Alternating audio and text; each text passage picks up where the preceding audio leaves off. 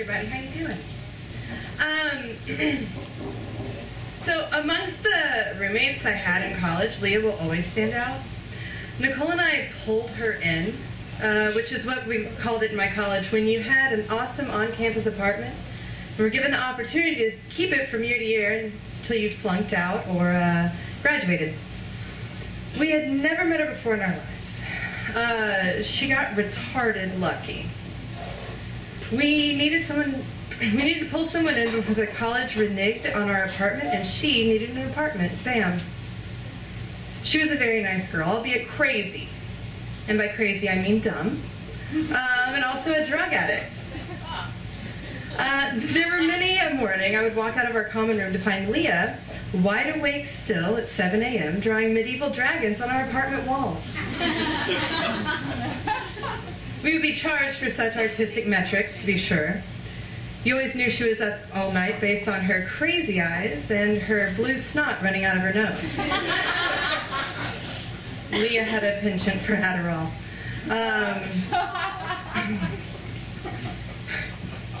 Crushing it up and sniffing it. Have you ever done that? It's awesome. It's awesome. But it turns you crazy and you have blue snot. So now you know Leah, this story won't sound so odd. I came home one day to find a black and white kitten sitting in my living room. What the fuck is that? I asked. 1, I hate cats on principle. 2, cats were not legal in this apartment. It's a cat, she said, as if I was mentally retarded. Where did it come from? I asked. The Mexicans, she replied, as if, like that made sense. I assumed my roommate Nicole, the boss of the house, would put her foot down. She didn't. She loved the kitten. And if we all agreed to call it Arnie based on Leonardo DiCaprio's character in What's Eating Gilbert Grape, her favorite movie, she was down to keep it. Arnie made our lives wonderful and miserable. He was cute, but crazy.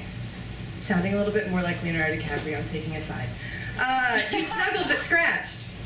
I neither liked nor disliked Arnie, but this is how I feel about everyone.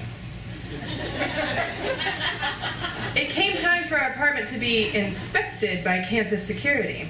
And if we had a cat living with us, we would be up Schitt's Creek.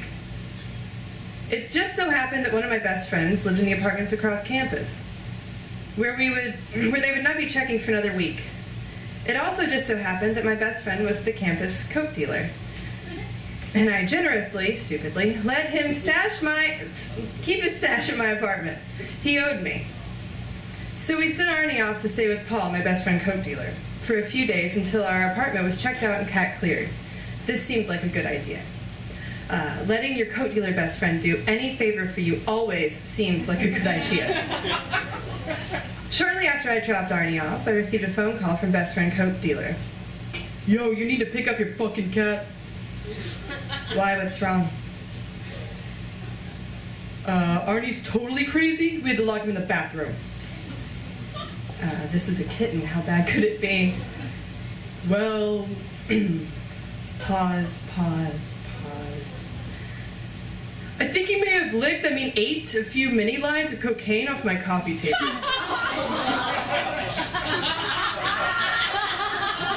This is what my best friend coke dealer told me. According to legend, Arnie went balls out bonkers, ripping apart couches and rugs, running around in circles, talking nonstop about how amazingly deep the movie 10 Things I Hate About You was, and how no one really understands R. Kelly. Arnie ripped apart the bathroom, bedroom, hallway closet, and empty toaster oven box. Like, totally shredded the crap out of it. Like, literally crapped all over these habitats. Paul, oh shit, I wasn't supposed to tell anyone the name of my best friend coke dealer.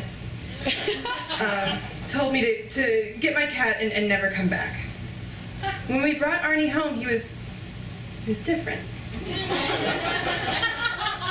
Sad, depressed. Like life once felt amazing and wonderful, and within moments it became depressing and pointless. It almost seemed like Arnie was begging us for another bump. Arnie would never be the same. The cute little kitty which the Mexicans donated to a bunch of yuppie white girls was tarnished. I blame Leah for bringing him into their lives and abusing Adderall, but I was just as bad for letting my coke dealer watch her. In retrospect, it's pretty shitty that I felt confident in my relationship with my best friend coke dealer to give him responsibility over a little kitten. Arnie never came back, like, to normal. After his coke binge, Arnie never returned to the Arnie we knew and loved. He was edgy, paranoid, and insisted that we listen to Ace of Base on repeat. In the end, our insane crackhead kitty Arnie was sent back to his Mexican ancestors. I have felt bad about what happened to this day, but at the same time, I never wanted a cat because I hate them and wish the entire species was dead. Postscript. Leah recently moved to Austin. She Facebooked me with a message, "Hey, do you remember me?" How could I not? I lived with her for a year, and her Adderall-induced drawings would cost me $100 in damages over a year. And oh yeah, she brought a cat into my life that I turned into a crackhead.